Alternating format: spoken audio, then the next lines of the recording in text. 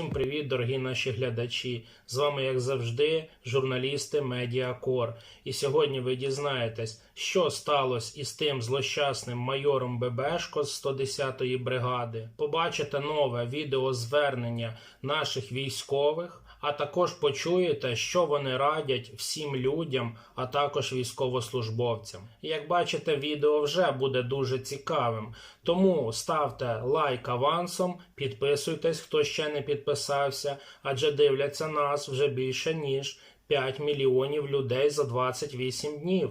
Зараз ви бачите статистику. А підписані всього лише трішки більше, ніж 38 тисяч. Шкода, звичайно, тому що ніхто з інформаційних агентств не захотів взятися за таку серйозну та важку справу. Взагалі, навіть висвітлити її не захотіли ні ICTV, ні ТСН, ні 1+1, як канал в цілому, ні Інтер, ніхто з інших. А ми висвітлили. І не тільки висвітлили, а й домоглись результату, який ми обумовлювали з цими військовими. Адже в нас з ними була певна задача, тобто була певна ціль, і ми її досягли. Хтось в коментарях пише, що це була маленька ціль, хтось пише, що ми молодці, але ми пропонуємо усім тим, хто взагалі не розуміє, що таке Україна і як насправді досягти тої чи іншої справи, зробіть, будь ласка, це саме і досягніть хоча б звільнення якогось простого лейтенанта з поліції. І тоді всі зрозуміють на своїй власній шкурі, як це воно так працювати. Дуже легко сидіти на дивані і писати коментарі, начебто маленька ціль, начебто тільки звільнили, начебто нічого там нічому не зроблять і так далі. Таке можуть писати тільки люди, які взагалі нічого не досягли в цьому житті. Усі успішні люди розуміють, наскільки важко працювати, щоб звільнити якогось там лейтенанта поліції, який скоїв певне правопорушення.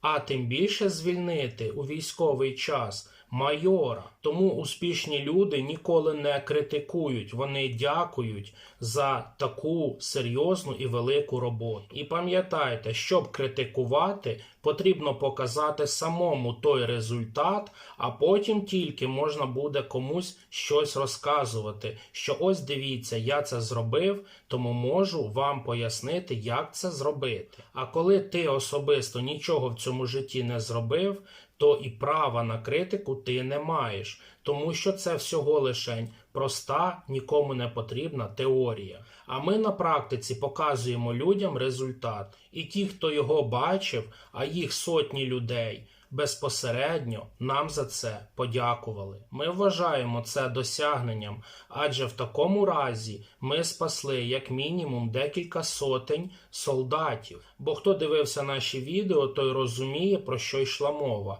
Та й в цьому відео ви побачите, що говорять безпосередньо військові, які там служать. Тому критику ми сприймаємо тільки від тих людей, які робили більше за нас, тому що в цих людей є чому вчитись. А ті, хто нічого не зробив і пишуть якісь там коментарі, ми взагалі на них уваги не звертаємо. І не тільки ми не звертаємо увагу на такі коментарі, а й усі успішні люди. Тому що наша задача – це не задовільнити пристрасті певної групи осіб. Наша задача – це зробити той результат, який ми обумовлювали, починаючи роботу викриттям певних злочинних та інших дій посадових осіб в Збройних силах України. А саме такого майора, як Бебешко Олег Володимирович. За що ми й отримали величезну подяку від наших військових. Також наша команда дуже добре побачила, як до правди відносяться люди. З 5 мільйонів 100 тисяч благодійні внески зробили тільки 14 людей. При цьому всьому коментатори пишуть, щоб ми не зупинялись, щоб ми якимось чином виплачували зарплатню, податки нашим працівникам, які працюють в інформаційному агентстві Медіакор. Що тут скажеш? Фантастичні люди живуть в Україні. Подобається вам це чи не подобається, але для будь-якої роботи потрібне фінансування. Якщо його не надають благодійні внески, інформаційні агентства змушені шукати підтримки в інших структур або фінансових груп.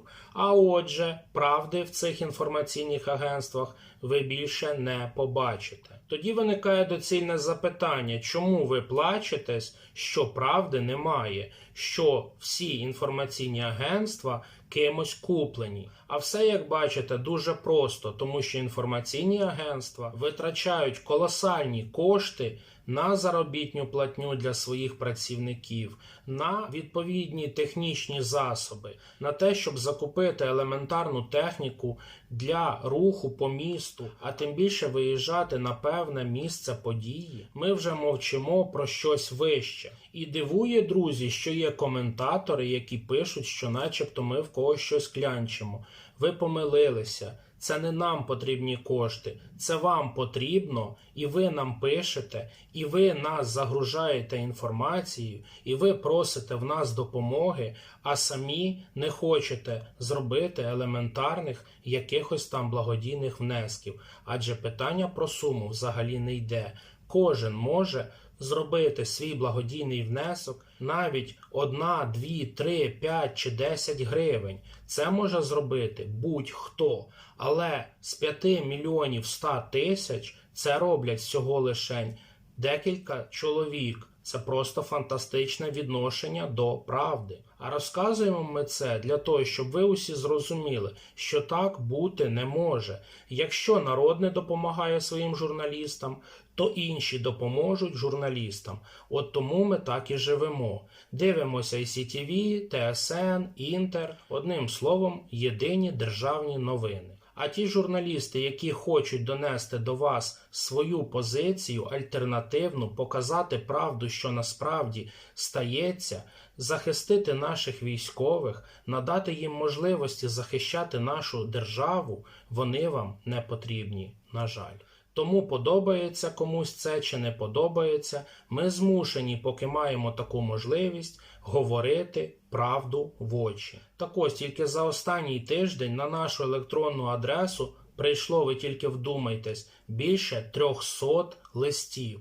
От цікаво, хто буде сидіти безкоштовно і все це перечитувати, витрачати свій час, а потім приходити додому і казати: ти знаєш, кохана, я нічого не заробив, оскільки директор інформаційного агентства чітко сказав, що грошей немає. Так? Ви працювали так? То з якого дива ви пишете і требуєте з інформаційних агентств те, чого вони не зобов'язані робити? Може вже досить і прийшов час ставати людьми і розуміти елементарні фінансові речі? І да, дякуючи тим людям, які роблять благодійні внески, ми ще маємо можливість виходити в ефір. Але, як ви бачите, в ефір виходить безпосередньо директор інформаційного агентства. Наразі стоїть питання, хто буде вести цей ефір. Так як я, як директор, я не можу розірватись між ефірами та іншими своїми прямими завданнями, які я повинен робити безпосередньо як директор і інформаційного агентства, і будучи правозахисником та політиком. Тому тут в екрані має бути інша людина, яка має отримувати заробітну плату. Вибачайте, ми знаємо, що правда вам не подобається, але ми змушені її вам сказати, щоб потім ви не говорили, що ми про це не повідомляли. А тепер давайте послухаємо наших військових, які дякують нам за допомогу і за те, що ми безпосередньо зробили для них. Завдяки розголосу даного відео та за підтримки журналістів Медіакор, даного майора ББшка звільнили з зайнятої його посади.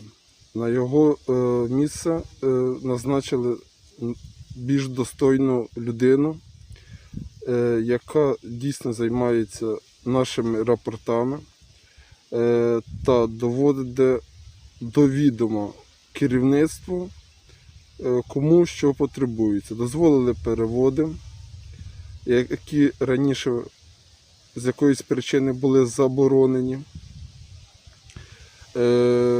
На даний час, хто потребує лікування, відправляється на лікування, дійсне лікування, а не так, що поїхав, на тебе подивилися, вписали і все, ти здоровий, вийди.